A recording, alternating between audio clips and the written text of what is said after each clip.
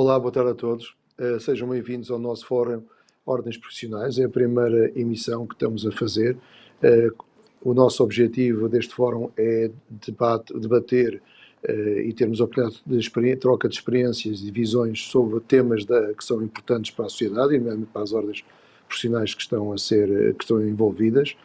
Dar aqui uma nota muito especial de agradecimento, neste caso, aos membros do painel, neste caso ao Sr. Arquiteto Gonçalo Birne, ao Sr. Engenheiro Carlos Mineiro Aires e ao Dr. Rui Martinho.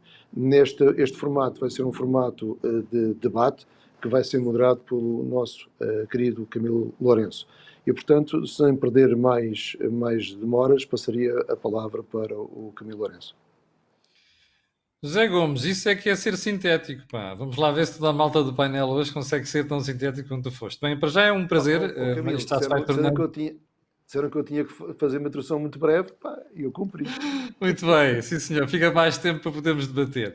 Bom, o que é que nós estamos aqui a fazer hoje? Estamos a conversar com estas 3 ordens profissionais. Aliás, são 3 ordens profissionais com quem a AGAs já mantém uma ligação há muito tempo, há muitos anos. E nós vamos conversar com estas 3 ordens profissionais para perceber o que é que mudou e, sobretudo, os desafios que têm pela frente num momento como aquele que vivemos atualmente.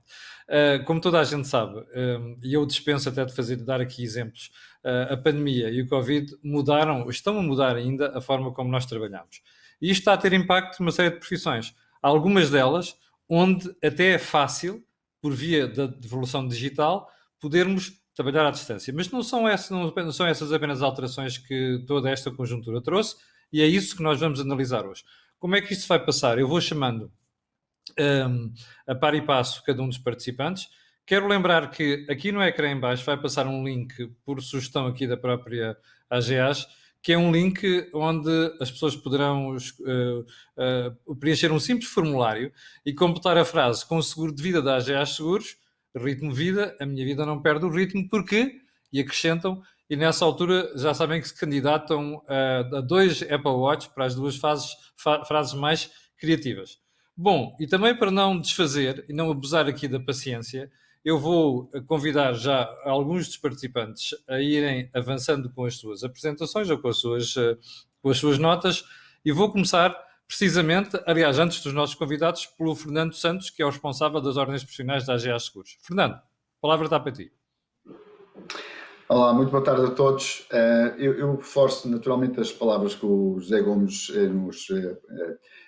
com que iniciou este debate, e agradecendo naturalmente a presença dos nossos parceiros das ordens profissionais, da Ordem dos Engenheiros, da Ordem dos Arquitetos e da Ordem dos Economistas, onde vamos naturalmente contar com o seu contributo para discutirmos aquilo que foram temas que estão atuais, muitos deles já têm um ano, e verificarmos também de que forma é que estas profissões, estas classes profissionais estão a contribuir e vão contribuir para a manutenção de toda a atividade económica do país, para o reforço que houve, como disseste bem, no tema da digitalização, que veio renovar muitos dos setores das atividades, a própria inovação, a própria investigação e, naturalmente, o contributo que o fizeram ao longo destes anos vai ser extremamente interessante podermos discutir agora nesta hora que vamos ter pela frente.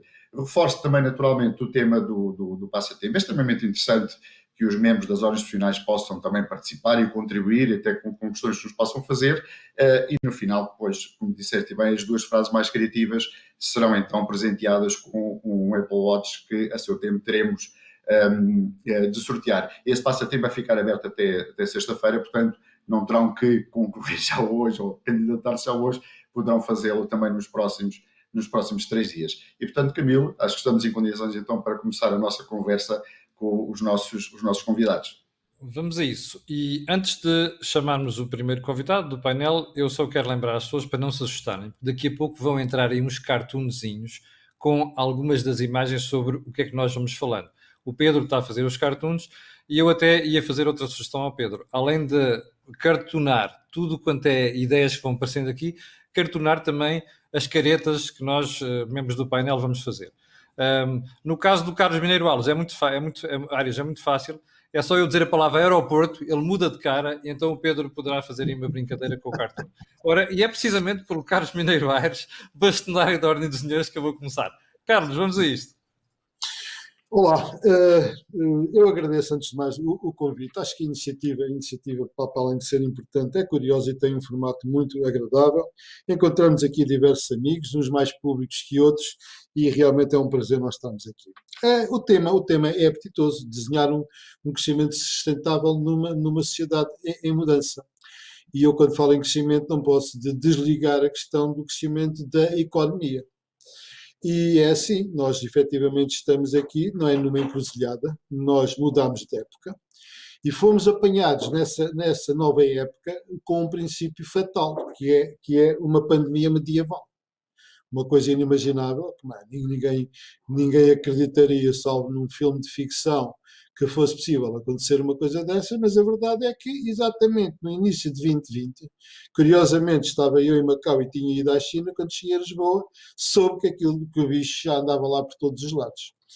E, portanto, isto já dura há mais de um ano, causou impactos sociais e impactos económicos brutais, continua a afetar os países todos. Portanto, nós estamos, felizmente, nos últimos tempos, com uma situação boa sanitária em Portugal, mas não nos podemos esquecer do passado mais recente, em que, em termos de raças, da população que temos, estávamos numa situação altamente preocupante, em que eu próprio me sentia que todos os dias, terrivelmente ameaçado, se não seria nesse dia que iria contrair o bicho e seria mais uma das vítimas, porque infelizmente vi morrer colegas próximos.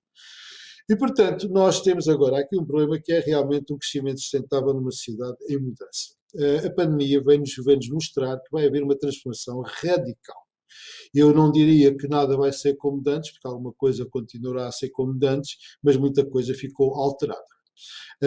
A questão da digitalização, a questão do teletrabalho, a questão da necessidade de nós nos adequarmos, e reparem, a pandemia prestou-nos um serviço inestimável daquilo que eu considero a aceleração das soluções digitais e até da melhoria da info-exclusão, porque os portugueses ficaram familiarizados desde logo com questões destas, que tiraram muito daquele sentido mais próximo e mais intimista que as coisas também querem, mas vem criar novos desafios e criar novas oportunidades.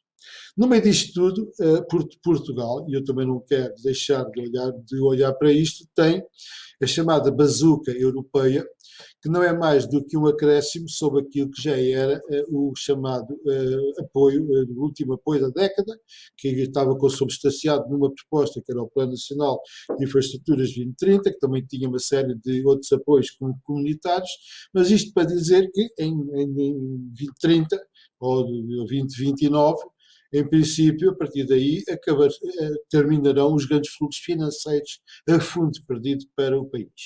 Não são a fundo perdido também, porque uma parte deles obrigam indevidamente para conquistarmos a componente nacional para complementar os financiamentos comunitários.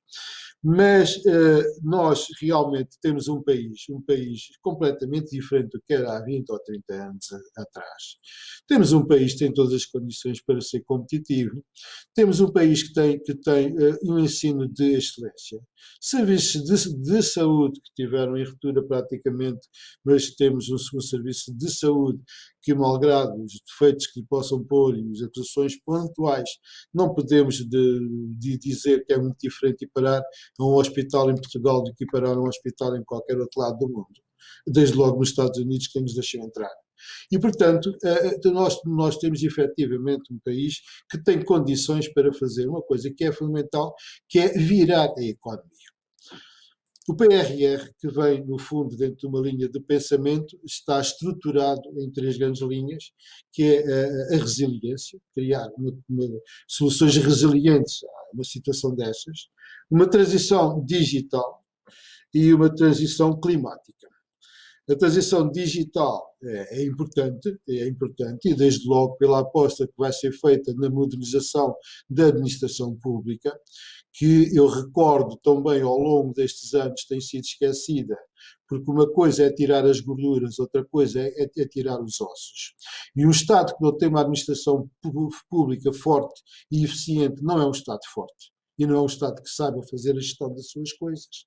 E, portanto, nós com a digitalização vamos criar valor acrescentado, vamos criar mais eficiência. Com a transição energética também temos aqui desafios com a questão climáticas e com a descarbonização e com todas as soluções que têm aparecido, e desde já faço uma manifestação de interesse que eu sou a favor do hidrogênio, não sou a favor de más soluções ou soluções caras. Agora o hidrogênio, sem dúvida nenhuma, a par com a energia solar e eólica, vai ser o combustível do futuro. Portanto, é a única maneira de armazenar combustíveis não fósseis, ou é na água das barragens, toda a gente agora quer mandar barragens abaixo, ou então é em reservatórios com combustíveis, não sendo fósseis, só temos hidrogênio. Portanto, o futuro vai se encarregar de conduzir as coisas para lá. E, portanto, nós estamos aqui perante diversos desafios. Temos uma geração nova, preparada, que vem de universidades reconhecidas e com qualidade. E temos, com certeza, a capacidade de fazer essa mudança. E eu pergunto-me, e é aquilo que nos interroga muitas vezes a muitos portugueses, é porque é que, se nós temos todas essas virtudes, temos trabalhadores e temos licenciados e formados, desde logo os engenheiros, que vêm-nos aqui buscar todos para irem para o estrangeiro, puder. A gente oferece cá 600 euros, vão diretamente para a Dinamarca a ganhar de entrada 5.500 e com casa, e a vida lá eles não conseguem gastar nem um sexto desse dinheiro. E, portanto, há aqui uma questão que é, se os nossos são muito bons lá fora, e se nós somos bons lá fora, e se nós temos meios em Portugal, país digital, país infraestruturado, para além da ferrovia completamente obsoleta, que temos que dar graças ainda à monarquia por aquilo que fizeram, que a partir daí nada mais foi feito, nós temos que olhar e interrogarmos. Então, se nós fazemos isto, porque é que nós não conseguimos? Porque é que há tantas startups, porque é que há tanta alavancagem, porque é que há tanto apoio e porque é que as coisas realmente, salvo raras e honrosas exceções, não surgem como cogumelos, não rebentam, e porque é que a nossa economia não dá o salto? Porque uma economia que não criar bens inovadores, diferentes e competitivos, e que produzem e que venham a produzir valor acrescentado, alto valor acrescentado, sobretudo, nós não conseguimos inverter este ciclo. E o nosso ciclo de vida, eu recordo, não estou aqui a dizer mentira nenhuma, tem sido sistematicamente apoiado desde há décadas, desde sempre, desde a República, então fomos às bancarrotas logo aí, e mesmo antes, no fim da monarquia. A nossa forma de viver tem sido baseada no endividamento contínuo. Nós endividamos para pagar dívida. E, portanto, nós temos uma dívida pública preocupante e temos que saber sair desta situação. Porque Portugal, com as condições que tem, com as gerações que tem, são gerações de excelência, nós não podemos deixar uma herança, ou pelo menos não podemos deixar, aliás, uma solução para a herança que vão ter. E, portanto, é esse grande desafio que nos resta. E esse grande desafio que temos pela frente, com planos de resiliência e de recuperação, com os financiamentos comunitários. Temos que apoiar fortemente as empresas. Temos que fazer com que a riqueza que é produzida e as oportunidades deem dinheiro às empresas portuguesas e que não sejam as empresas estrangeiras a cabo escala, caso, por exemplo, dos investimentos de obras públicas. Carlos, eu não resisto a colocar-lhe uma questão que é, o Carlos estava aqui a dizer, bom, nós somos bons, temos boa formação, temos bons profissionais, e os nossos profissionais vão lá para fora e depois ganham uma fortuna, quando aqui ganham 600 euros quando começam a entrar na vida profissional, no mercado de trabalho. Porque é que nós não conseguimos segurá-los cá? Porque é que nós não temos projetos? Mas a questão é mesmo essa. É uma questão de falta de ideias? Não me parece. É uma questão do Estado atrapalhar? Eu, pessoalmente, acho que sim. E já agora, quando o Carlos dizia muito confiante no PRR, nomeadamente na parte das subvenções, eu confesso que quando olho para o passado fico muito preocupado. E, portanto, até porque o Carlos está na engenharia e conhece tudo isto há muitos anos, a questão é esta. Está mesmo confiante que, passado esta bazuca, nós vamos ter um país diferente, só por efeito da bazuca? Eu gostava de estar, mas temos que wait and see. Porque estas coisas não é como um estalar de dedos e produzirem os resultados. Daí a preocupação que eu acho que nós devemos de ter, de olhar cuidadosamente para as nossas empresas e olhar cuidadosamente para os horizontes que nós procuramos e para as apostas que nós temos a fazer para inverter a economia. E nós não estamos aqui a falar de qualquer número de tirar de um coelho de uma cartola, porque, ao fim e ao cabo, já que no tempo do relatório do Porter, e já lá vão uns anos, ele apontou alguns caminhos. Estes caminhos têm vindo a ser complementados. Nós temos casos de sucesso em exportação. A questão está que nós, apesar desses casos, nós continuamos a importar e a consumir mais do que aquilo que vendemos. E, portanto, nós temos que ter aqui alguma inversão disto e criar valor acrescentado para equilibrar a balança de pagamentos. Por outro lado, há outra coisa, é que nós não podemos pretender distribuir aquilo que não criamos. Isso é aquele mito que tinha o bloco Isto é uma coisa que eu digo todos os dias, Carlos. Isto é uma coisa que eu digo todos os dias, que acho que é um problema que a sociedade portuguesa tem. Nós não podemos distribuir o que não criamos. Ora, nós se não criarmos riqueza, não podemos distribuir a riqueza, claro, e não podemos remunerar as pessoas em condições.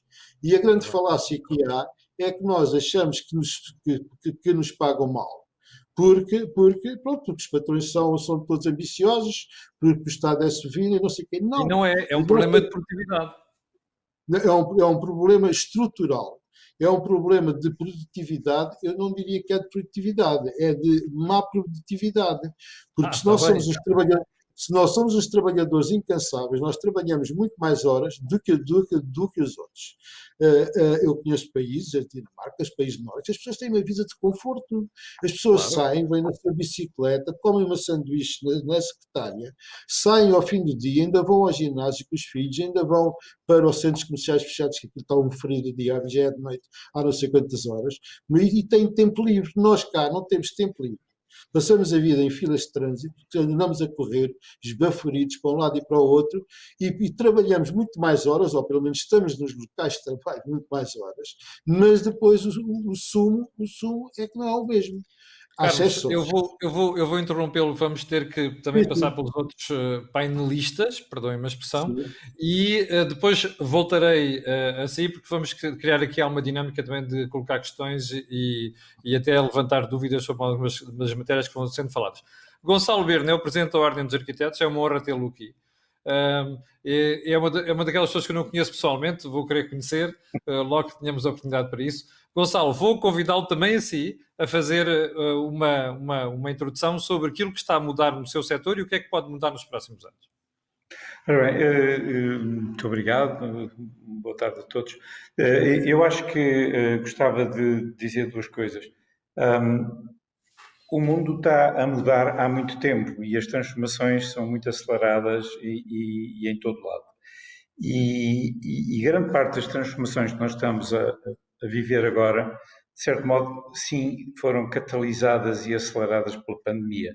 Mas grande parte delas já vinham anunciadas e já vinham de trás. E até parece-me, na minha opinião, que aconteceu uma situação curiosa, que foi, para mim, o grande motor da transformação é uma coisa que se chama o Acordo de Paris.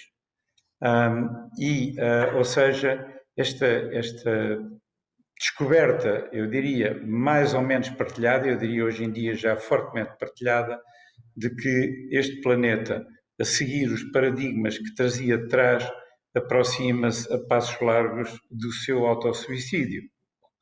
E esta visão já tinha desencadeado uma série de indicações de caminho. Eu recordo que grande parte do Green Deal, da questão da descarbonização, as metas, efetivamente, para o Acordo de Paris, da descarbonização a 50% em 2030 e a 100% em 2050, são, eu diria, praticamente utópicas e são um desafio brutal. Bom, e isto vai, obviamente, ter consequências em todos os aspectos da vida das pessoas, mas o que é verdade é que as pessoas percebiam-se disso, liam nos jornais, liam as notícias, mas não acredito que houvesse uma mobilização, apesar de uma Greta Thunberg e de outros fenómenos sociais curiosos. Era uma realidade distante, não é? Era uma realidade distante. E a grande, eu vou dizer uma coisa que é um pouco escandalosa, não é escandalosa porque efetivamente é terrível, mas a pandemia, com todo o seu efeito devastador e terrível e tremendo, teve uma vantagem que foi, de repente, pôr toda a gente e todo o mundo num processo altamente, eu diria, psicodramático, que é o confinamento. E esta ideia das pessoas serem obrigadas a um isolamento total, a um modo de vida, de repente, as pessoas aperceberam-se e tiveram de que grande parte das aspirações que se foram formando durante essa epidemia coincidem e convergem com muitos dos objetivos que já vinham de trás. E, portanto, há aqui um efeito catalisador da pandemia, que teve um efeito, eu diria, catalisador no sentido de tornar muito palpável aquilo que já vinha atrás e, portanto, dar-lhe uma outra dimensão, uma capacidade de ação muito, muito grande. O que vem é uma crise, o que se espera para a frente não se sabe ao certo, ou melhor, sabem-se muitas indicações, há canais, há caminhos, há direções, há coisas muito importantes e há, obviamente, uma perspectiva de grande alteração de paradigmas de economia, paradigmas, esta ideia de que a economia assentava numa espécie de infinitude dos recursos planetários, vai ter que ser reformulada, vai ter que ser reajustada às noções de economia circular, vai ter que ser recalibrada, etc, etc. Mas eu estava a falar de economia, mas posso falar, e peço desculpa porque efetivamente não sou a pessoa indicada para falar de economia e sobretudo com os presidentes das ordens que muito aprecio também e que o engenheiro Mineiro Vaz, de resto, já fez um panorama bastante abrangente e importante e, obviamente, que é um tema centralíssimo, a questão da produção, a questão mas há outras questões no tabuleiro, há as questões ambientais e há as questões sociais. O que eu gostava também de referir aqui no que toca à questão da arquitetura eram duas coisas. Uma é a arquitetura, o desempenho da arquitetura e os arquitetos neste país, desde a crise do Prime, a crise de 2009, 2010, Subprime, sim. do subprime, tiveram de facto uma travessia do deserto tremenda. Como é conhecido, paragem da indústria da construção, coisa que não aconteceu agora com a pandemia, mas que aconteceu nessa altura, e estava a retomar, sobretudo, muito na construção, muito a partir da questão da reabilitação urbana, que é um tema que finalmente o turismo veio abrir as portas a um problema que era transversal e que afetava não só as grandes cidades, as médias e as pequenas cidades, que é a desertificação, a monofuncionalização e a desertificação dos centros históricos e a periferização das cidades, com tudo o que isso tinha de custos acrescentados, de disparates. Tenho aqui uma pergunta provocadora para si. Agora, quando estava a falar da crise subprime e da travessia do deserto que a arquitetura passou, repare, há bocadinho o Carlos Mineiro Ares dizia assim: bom, nós temos aqui um problema, é que não estamos a olhar para a forma como modernizamos a economia, não somos suficientemente produtivos, o que é uma verdade. Daqui a pouco o Rui Martins já vai falar disto com propriedade até, mas há uma pergunta que tenho para si. Nós tivemos, durante praticamente 20 anos, 2 prémios Nobel na arquitetura. Exatamente. Não é? Bom, Exatamente. Eu, se fosse português, que mandasse nas faculdades de arquitetura, tinha feito um plano de marketing brutal para vender a excelência das faculdades de arquitetura portuguesas, para mostrar ao resto do mundo. Não foi feito. Mas Não, vi um não. ex-prémio... Mas já lá vou, já lá vamos. Vi um ex-prémio Nobel de Economia, perdão, de Economia, de Arquitetura, o Cisa Vieira, a uma certa altura, queixar-se assim: bom, eu não tenho trabalho. Mas, ó Gonçalo, isto é a atividade onde nós podíamos estar a vender para todo o mundo. Para mim foi espantoso ver o Cisa Vieira queixar-se de não ter trabalho em Portugal e, sendo ele o ex-prémio Nobel da Arquitetura, não estar preocupado em vender a sua imagem e o seu trabalho no exterior. Isto não é uma contradição. Não mostra que nós ainda precisamos de fazer uma revolução É uma mental. total contradição que é muito ambiguamente gerida pelo Estado, que obviamente quando há uma premiação, e tem havido várias, eu gostaria de dizer que o prestígio da arquitetura portuguesa no estrangeiro, obviamente que o caminho é aberto pelo Cisa Vieira, pelo Eduardo Sorto Moura, depois mais outras gerações intermédias, mas hoje em dia tem um prestígio muito grande de gente novíssima. E gente novíssima que está espalhada. A diáspora da arquitetura na Europa e não só, e no resto do mundo, é muito grande. E como dizia o engenheiro Mineiro Aires, esta diáspora afeta também os engenheiros, e fortemente, porque afeta muito aquilo que são os projetistas. E aqui, obviamente, que a arquitetura e a engenharia convergem e têm muitos problemas semelhantes. Mas esta questão da diáspora, que obviamente quando há uma premiação e que há não sei o quê, há o próprio governo e o Estado festeja e diz não sei o quê. Mas depois o grande problema é a gestão interna das condições de trabalho, da arquitetura e das engenharias. O José Mineiro Aires sabe, nós temos falado, efetivamente, há aqui um problema muito complicado que tem evoluído e que evoluiu fortemente durante de 2010, 2011 para até atualmente, e que tem a ver com a evolução da forma de contratação por parte do Estado da prestação dos serviços de projetistas. E eu diria que há duas questões. Uma é os próprios códigos de prestação de serviços, mas o outro, talvez mais grave, é a gestão desses códigos. Porque, por exemplo, no que toca ao projeto de arquitetura, há mais formas de contratar para além daquela que é ao custo mais baixo. Só que 90 e tal % da forma aplicada, sobretudo na gestão das autarquias e não só, é simplesmente o do custo mais baixo. Há razões para isso, razões óbvias. Uma delas é que é uma forma incontestável de não recurso, mas a outra é que contrata com custo mais baixo.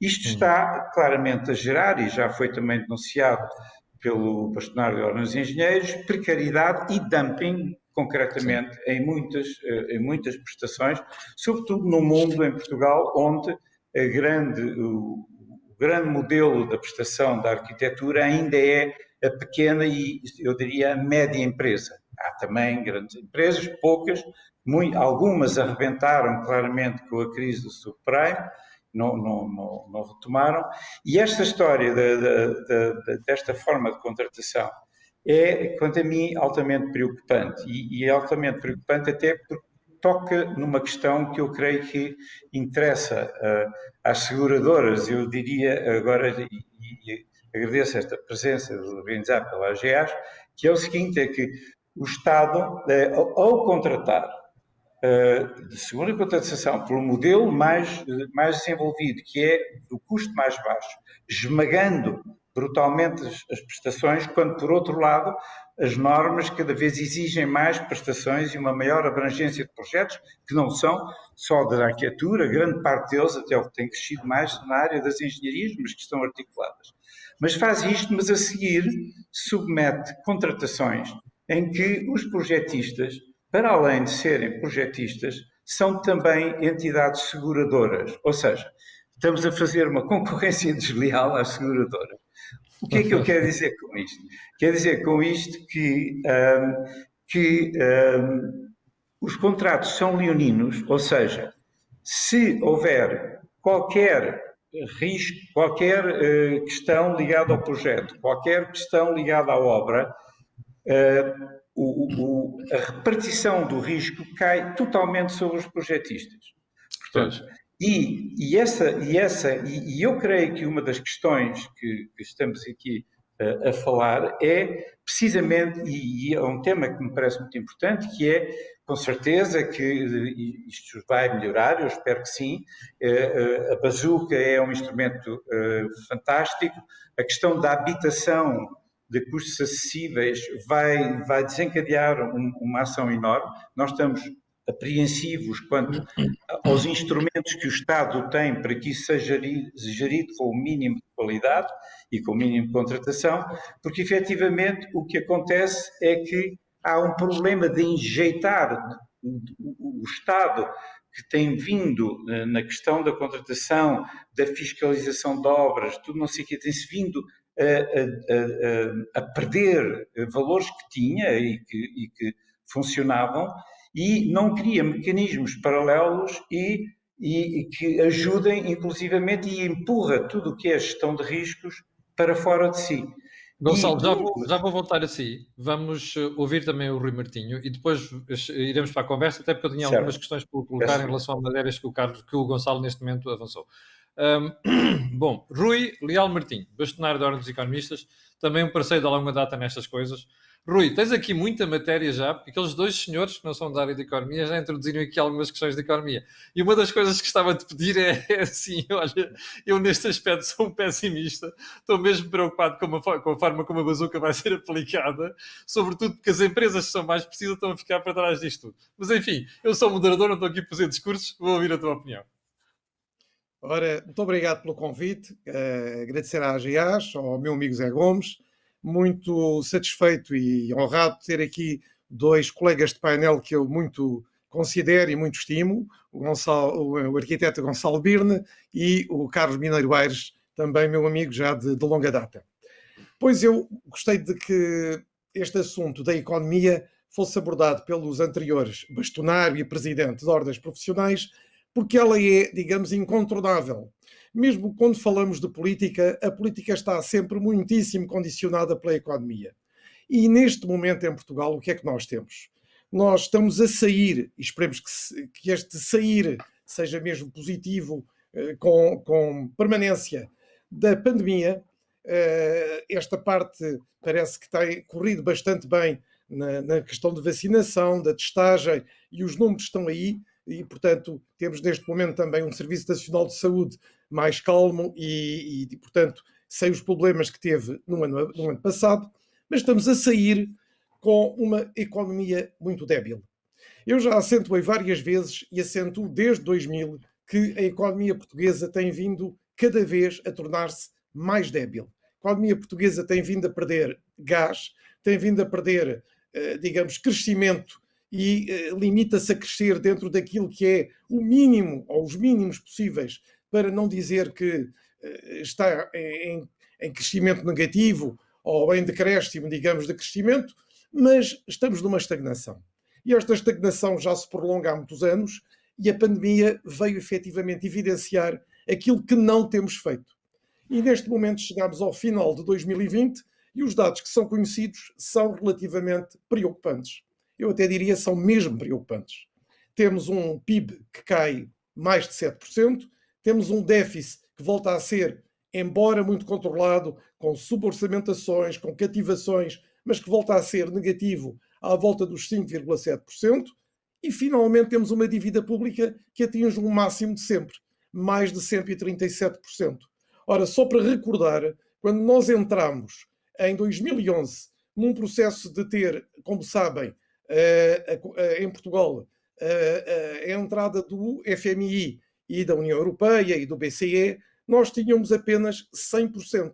Portanto, estamos numa situação muito delicada, onde é preciso ter, sobretudo, e neste momento, uma perspectiva que também, repetidamente, eu tenho sempre referido quando tenho a oportunidade de falar, que é os portugueses. E Portugal tem que ter ambição.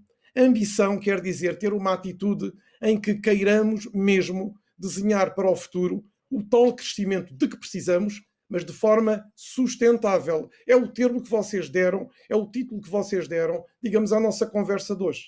E para esse crescimento sustentável, nós precisamos, sobretudo, de aproveitar aquilo que são os fundos europeus, tudo bem, mas temos que ir para além dos fundos europeus e para além do PRR.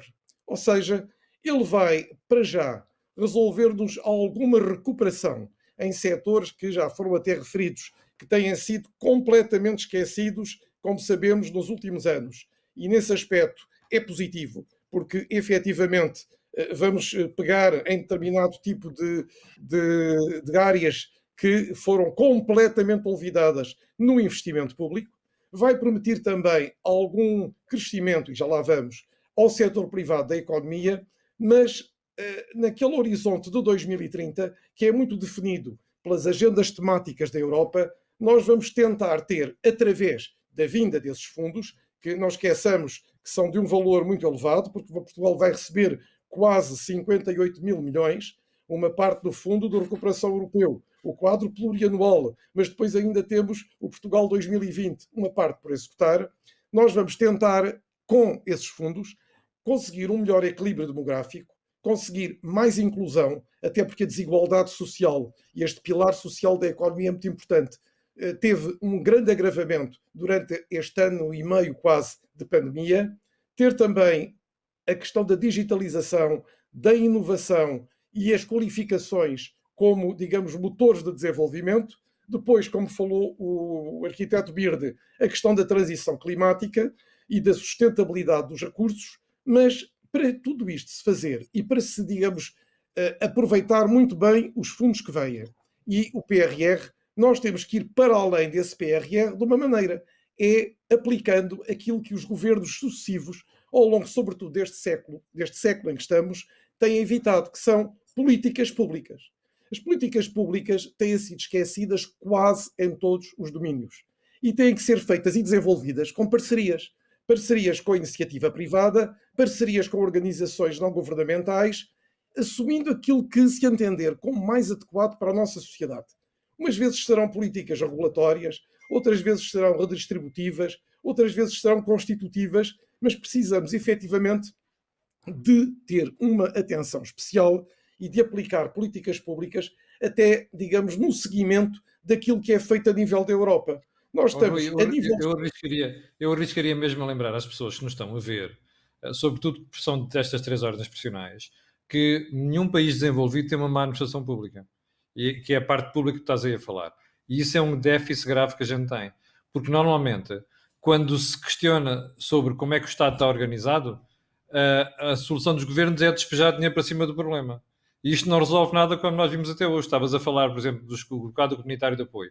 Eu recordo-me uma sessão que tivemos há pouco tempo aqui com a AGAs e com a ISQ, onde o Pedro Matias lembrava que desde 86 até agora chegaram quase 40 mil milhões de euros e a forma como esse dinheiro foi gasto é a mesma desde o início. E, portanto, nós não estamos a mudar isso. Portanto, essas preocupações que tu estás a ter e estás a falar são bem reais. Porque nós ainda não percebemos que temos que modernizar o Estado antes de mais, porque não conseguimos ter um país desenvolvido sem um Estado desenvolvido também.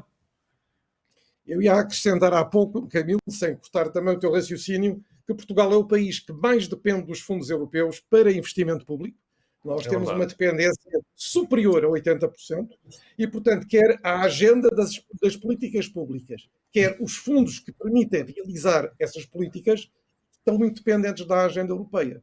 O que é bom, por um lado, não é limitativo, porque se nós já tivéssemos aplicado essas políticas públicas que a grande parte da União Europeia já tem, estaríamos hoje noutra situação. E, portanto, nesta nova década, e para este período, eu diria até 2027, nós temos que aproveitar muito bem o que está definido na política de coesão. Ou seja, temos que investir no desenvolvimento regional. Temos que ter uma Europa mais inteligente, com inovação e digitalização. Temos que apoiar um setor que é também muito querido para a AGAs, as PMEs. As PMEs têm que ser fortemente apoiadas e as médias empresas têm que ser completamente suportadas para poderem crescer. Nós não temos que ter permanentemente apenas micros, pequenas e algumas médias empresas. Algumas dessas empresas devem poder evoluir, ter condições e ter capacidade para serem depois grandes empresas. Porque em Portugal existe um número de grandes empresas diminuto que não têm qualquer representatividade a nível europeu. Mas mais, temos também que aproveitar estas políticas públicas para a tal Europa mais verde, para a tal Europa mais conectada. Nós temos que estar mais conectado com o resto do mundo e, sobretudo, com o resto da Europa, e mais social. Portanto, com emprego de qualidade, com educação, com competências, com inclusão e igualdade de acesso a cuidados primários, cuidados de saúde. E para isto tudo se fazer, é evidente que é aquela questão que eu estava a pôr. Portugal tem que ir para além do PRR. O PRR é bom para começar, digamos, a trabalhar, a desenvolver e a dar confiança ao mercado, às empresas, e que os portugueses e os cidadãos em geral se sintam efetivamente num período que poderá antecipar um crescimento, mas precisamos de o superar com as tais políticas públicas, visto que temos que alterar, digamos, o próprio racional que nos tem dirigido. Não podemos mais fazer políticas de curtíssimo prazo. Nós temos que pensar a médio e longo prazo. E essa ambição de que eu falo tem que ser transmitida por aqueles que nos governam e que dão o exemplo e que, ao falarem, seja mediaticamente, seja como for, com estes cidadãos, com aquelas empresas, com aqueles grupos, com aquelas áreas, devem em todas incutir esta atitude, que é uma atitude positiva de crescimento, de criação de riqueza e, há pouco já falaram, pelo menos de aumento de produtividade. Rui, vamos aqui a colocar algumas questões. Antes de mais, nós temos aqui no site uma parte onde estamos a receber perguntas de quem está a ver, quem está a presenciar as vossas intervenções. E há aqui uma muito interessante que vem do Mário Bastos, que diz assim: será que as ordens profissionais vão ter um papel mais relevante e ativo? Os serviços do Estado cada vez são menos organizados e produtivos. Ora, eu gostava de começar a pedir a vocês muito rapidamente uma resposta a isto. Vou começar pelo Mineiro Aires, depois passar pelo Gonçalo e ir a ti, Rui, antes de colocar algumas questões sobre a questão da habitação que o Gonçalo levantou há bocadinho. Carlos, vamos ter as ordens mais ativas, intervenientes? Eu nem sei. Eu só vou passar a dizer uma coisa. Há um relatório da OCDE que foi plasmado para Portugal para a Autoridade da Concorrência, em que depois, também por força das exigências da União Europeia, a lei das associações profissionais que tem que ser revista, tem que ser adequada. Esse relatório feito pela Autoridade da Concorrência e pela OCDE chega ao ponto de a liberalização ir a tal ponto que qualquer indivíduo, mesmo que não tenha formação na área específica, nomeadamente em medicina, quiçá, mas em engenharia, pode praticar atos de engenharia e de medicina.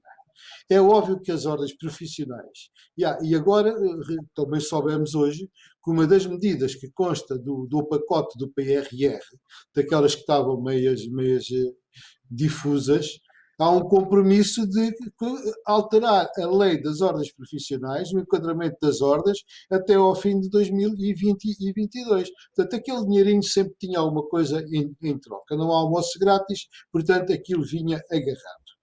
Qual é que é o receio disso? As ordens, ao contrário do que pensa muita gente, as ordens não são feitas para servir os que lá estão inscritos, é para servir a sociedade.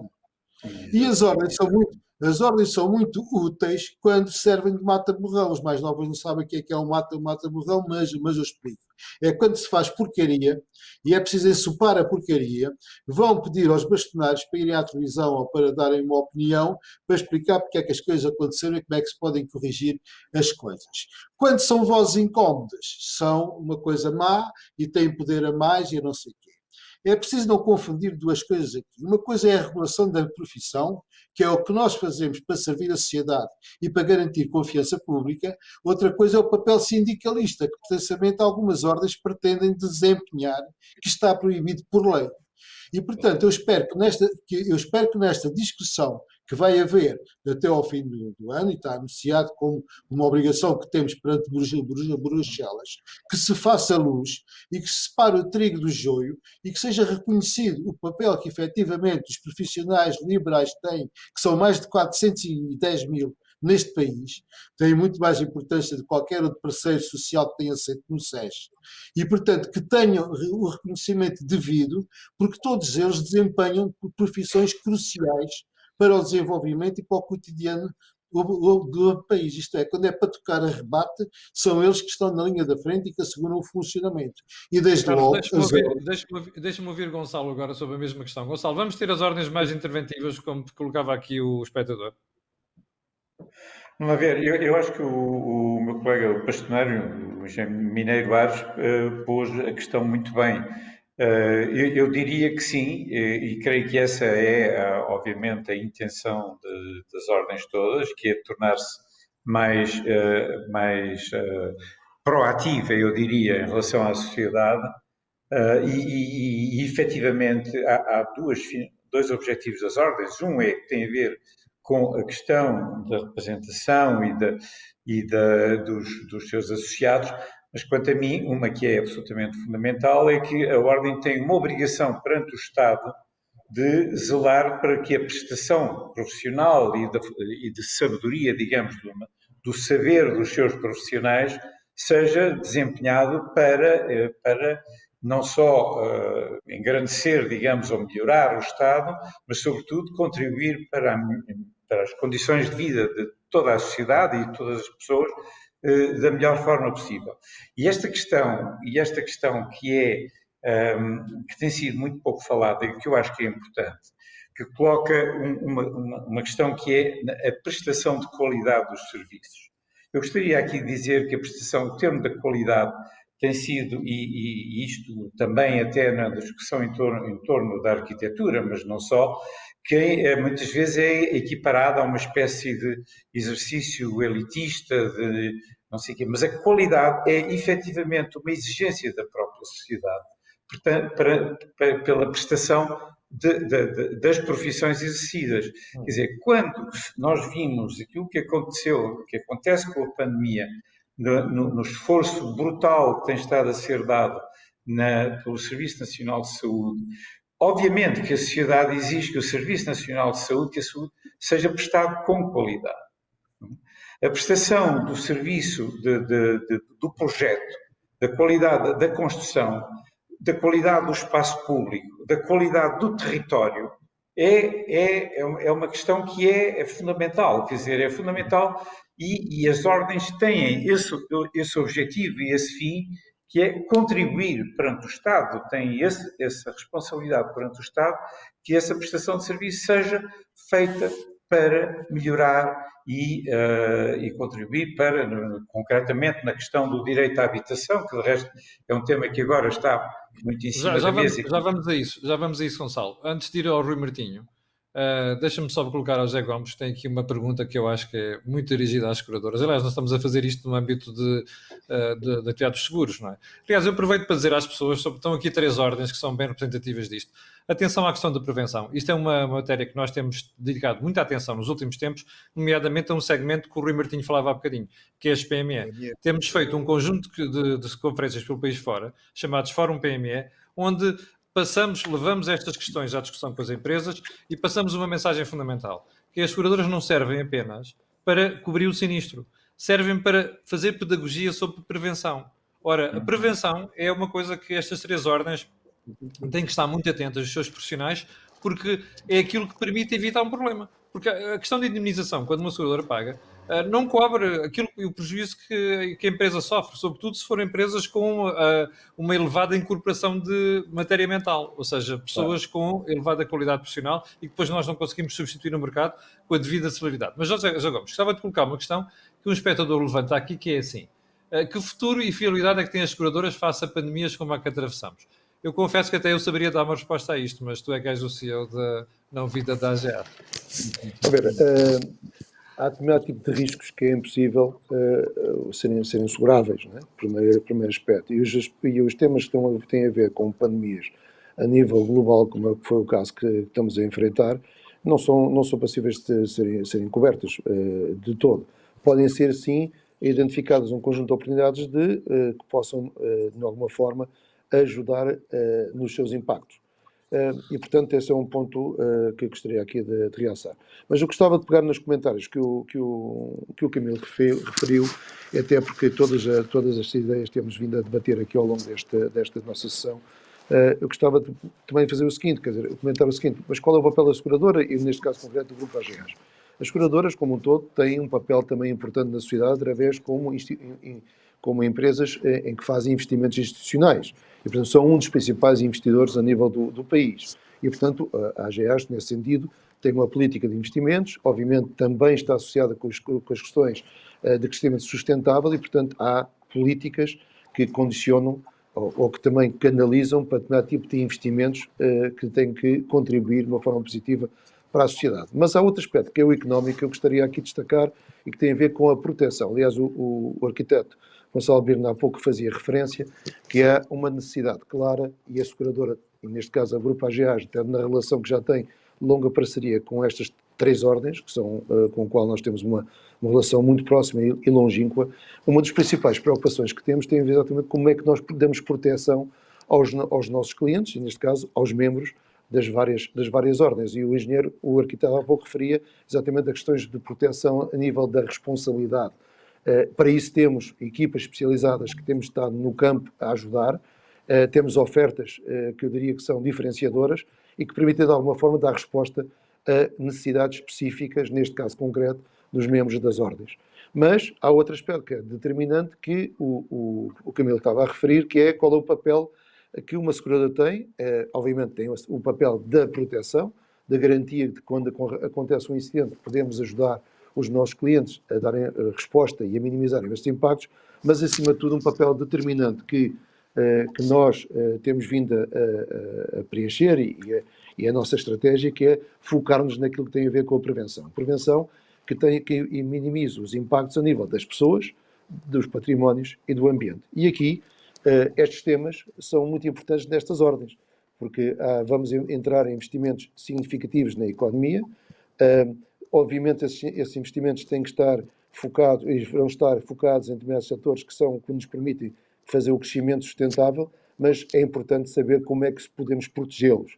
E aqui nós temos um papel também importante que temos vindo a fazer ao longo destes últimos 3 anos, nomeadamente no segmento das pequenas e médias empresas, no sentido de sensibilizar, no fundo, os clientes, neste momento os operadores económicos, no sentido de identificar e gerir de uma forma mais eficiente o risco. E aqui, no desenvolvimento económico, dos investimentos em infraestruturas, há questões que são, obviamente, muito sensíveis, com os impactos ambientais, que, de alguma forma, já referimos aqui, as questões de como é que podem ser usados os materiais, e o engenheiro saberá muito mais do que eu, certamente, falar sobre quais são os métodos construtivos que estão a ser, neste momento, utilizados, que são menos impactantes num bem ambiental, como é que se gera este risco e de que forma é que nós podemos ajudar nesse sentido. E esse é um papel um bocadinho que nós temos estado a sensibilizar e a ocupar, porque achamos que, para além das questões da prevenção, da proteção, a prevenção é um tema fundamental. Fundamental para as empresas e para os indivíduos, porque eu diria que as questões ligadas também com a forma como cada um de nós tratamos a nossa saúde, como é que nós protegemos a nossa família, como é que nós salvaguardamos o futuro, passa também por as questões ligadas com os objetivos, as necessidades e de que forma que instrumentos podem ser postos à disposição de todos nós, no sentido de dar resposta a essas necessidades. Obrigado, José Gomes. Eu, respondendo mesmo ali ao espectador que colocou essa questão, olha, esta questão da prevenção, para mim, até é uma das áreas novas onde as seguradoras podem fazer uma diferença muito grande. Neste caso concreto, quando nós lançámos este programa da prevenção, para mim foi um dos aspectos mais inovadores, e mesmo em Portugal. E, portanto, é um bocado por aqui também. Rui Martinho, vou passar para ti, para tentarmos responder esta questão de como é que as ordens vão responder, ou melhor, o que é que vai resultar de toda esta pandemia, desta mudança nas ordens? Vão ser mais interventivas, vão ser mais acutilantes, vão ser mais condicionadoras dos disparates que às vezes os governos fazem? Eu acho que as ordens, aliás, os meus colegas já explicaram parte daquilo que devem ser as ordens. As ordens, por vezes, são bastante mal julgadas, umas vezes por comportamentos menos apropriados das ordens, porque as ordens não são corporações e não são sindicatos. As ordens são associações profissionais para dignificar cada uma das profissões, para lhes dar deontologia, para lhes dar conduta ética e capacidade de fazer as suas profissões servindo os cidadãos, servindo o país. Ora, eu acho que a primeira coisa é as ordens saberem para que é que foram constituídas. Em segundo lugar, é evidente que nós temos neste momento 2 questões a esclarecer. Uma delas é esclarecer, por causa do PRR, esclarecer o governo, esclarecer quem está neste momento a advogar determinado tipo de reformas, o que é que as ordens fazem e o que é que já fazemos e que penso que às vezes fica um bocadinho olvidado. Por exemplo, nas questões do PRR, para quem queira ler em pormenor, até fala no reconhecimento daqueles que em cada uma das nossas profissões venham de entidades estrangeiras, de universidades estrangeiras. Ora, isso já está reconhecido, porque isso faz parte de um processo há muitos anos em Portugal que está consagrado e, portanto, esse aspecto não se põe. A questão, efetivamente, de haver barreiras à entrada é evidente que há em certas profissões e, se calhar, justifica-se haver alguma exigência em profissões que ponham, sobretudo, em risco a vida das pessoas, a sua integridade, etc. Mas na maioria, por exemplo, dos economistas, dos biólogos, não há qualquer barreira à entrada e, portanto, as ordens limitam-se a ser o tal, digamos, conjunto de profissionais de uma mesma área que receberam, para exercerem as suas funções, essas ordens, receberam delegados ou delegadas funções que poderiam ser do Estado, mas que convém não sejam. E convém que não sejam por vários motivos. Primeiro, porque o Estado fica mais independente e, segundo lugar, porque as ordens, e o Carlos Mineiro Aires já referiu isso, sobretudo têm como seus membros uma grande parte de profissionais liberais e, portanto, de pessoas que exercem da mais variada maneira as suas funções e as suas profissões. Por outro lado, e ainda só para acabar, eu ia dizer que, em relação ao comportamento também das ordens, elas têm que saber onde acaba a questão de ser uma ordem profissional e onde começam outras atividades, outras funções que já não são das ordens, serão de outras organizações. E, portanto, isso é importante para se saber. Por outra maneira, e para terminar, eu penso que, apesar de tudo, um diálogo bem aberto com as autoridades, nomeadamente com a Assembleia da República, que é quem terá esta questão de aprovação da nova Lei Quadro, poderá ser muito esclarecedor para ambas as partes. Porque também na informação publicada, muitas vezes se dizem coisas completamente mentirosas. Uma delas é que as ordens não existem em quase nenhum país. É mentira. A Espanha tem ordens profissionais importantíssimas, mais que não há nenhuma lei em Espanha na área económica para a qual o Colégio de Economistas, que é o que corresponde aqui à ordem, não seja ouvida. E, portanto, vejam a importância que há para determinado tipo de áreas, se ponham na arquitetura, as leis serem exatamente discutidas com as ordens que representam essas profissões. E a outra é que, efetivamente, há em todo o mundo ordens, não é só no Brasil, em Angola e em Cabo Verde, e ainda bem que há, porque são de língua portuguesa, são exatamente do nosso universo, mas na Europa, em França, em uma série de países onde é muito importante haver estas ordens profissionais completamente independentes e completamente autónomas, mas muito respeitadas, porque elas efetivamente têm uma conduta própria, que é aquela que nós também temos procurado em Portugal, com dificuldades, mas que todos temos tentado procurar em Portugal nas várias ordens profissionais. Muito bem, olha, eu tinha pensado colocar mais questões, mas nós já chegamos ao final do tempo. Eu quero realçar aqui várias coisas que foram referenciadas. A primeira, a preocupação em planear, e então na área da engenharia e da arquitetura isso é fundamental. A questão com a segurança, a questão da segurança, a questão da responsabilidade e o pormenor que o José Gomes referiu aqui, que é muito importante, que é a questão da prevenção. Porque não me canso de insistir neste ponto. Eu não tinha a noção exata de qual é o impacto económico que isto tem nas empresas e os benefícios que traz. E, de facto, cada euro investido na prevenção são 2,20 euros de resultado. E isto é muito importante. E convinha que as empresas, de uma vez por todas, percebessem isto. Antes de passar ao Fernando Santos, que vai fechar aqui o evento, quero agradecer ao Carlos Mineiro Aires, ao Gonçalo Birne e ao Rui Leão Martinho a participação e dizer que em breve, se calhar, voltaremos a falar destas questões, porque são questões muito prementes e que nós vamos ter que acompanhar nos próximos tempos em função da execução do Plano de Recuperação e Resiliência. Muito obrigado a todos. Fernando, a emissão agora fica contigo para poderes fechar a sessão. Muito obrigado, Camilo. E, de facto, o resumo que o José Gomes fez e que tu fizeste, portanto, espelham bem aquilo que foi esta hora. Só 2 ou 3 apontamentos. A palavra que mais dita hoje neste evento foi digitalização, transformação digital. E mostra bem que, de facto, a pandemia não trouxe só efeitos negativos, trouxe também efeitos positivos para aquilo que foi a mudança do comportamento das pessoas na sua vida pessoal, na sua vida nas empresas. Eu gostaria também de referir que, de facto, a atividade seguradora é aquela que mais sente o fervilhar da economia de um país. E como há pouco foi dito também pelo engenheiro Carlos Menezes Soares e pelo arquiteto Gonçalo Birne, tudo o que foi aquele fraquejar da atividade económica, nomeadamente dos engenheiros e dos arquitetos, nós sentimos-lo em primeira mão. Porquê? Porque acompanhamos naturalmente o que é a boa dinâmica dos trabalhos na engenharia e na arquitetura relativamente aos riscos profissionais que temos para proteger estes profissionais. E quando se falava no boom da imigração, nós sentimos, porque nós tínhamos que emitir as declarações para que estes profissionais pudessem ser recebidos nas respectivas ordens dos países de destino, nomeadamente em países da Europa. E, portanto, a valorização da nossa engenharia, da nossa arquitetura em particular, e naturalmente também na área de economia, é algo que nos deve orgulhar a todos, enquanto país, e a nós, naturalmente, enquanto parceiros das ordens profissionais que representam essas classes, também. Eu diria também só mais duas coisas. Portanto, reforçava aquilo que dissemos há pouco e fomos passando ao longo da emissão. O passatempo está a decorrer, ele vai estar disponível até ao dia 7, até sexta-feira, para que possam, enfim, concorrer a estes dois Apple Watch. Reforçar os agradecimentos ao Sr. Engenheiro Carlos Menezes Soares, ao Sr. Arquiteto Gonçalo Birne, ao Dr. Rui Leão Martinho, naturalmente também ao José Gomes e ao Camilo Lourenço, que o Camilo faz parte da família, como disse o José Gomes, e agradecer também a todos que estiveram a assistir a este primeiro fórum das ordens profissionais da AGA Seguros, e marcaremos presença dentro de um mês e meio, no segundo fórum. Muito obrigado, e ficamos agora com o resultado final que o Pedro esteve a fazer ao longo desta edição, no cartoon que nos vai apresentar durante os próximos segundos. Muito obrigado e boa tarde.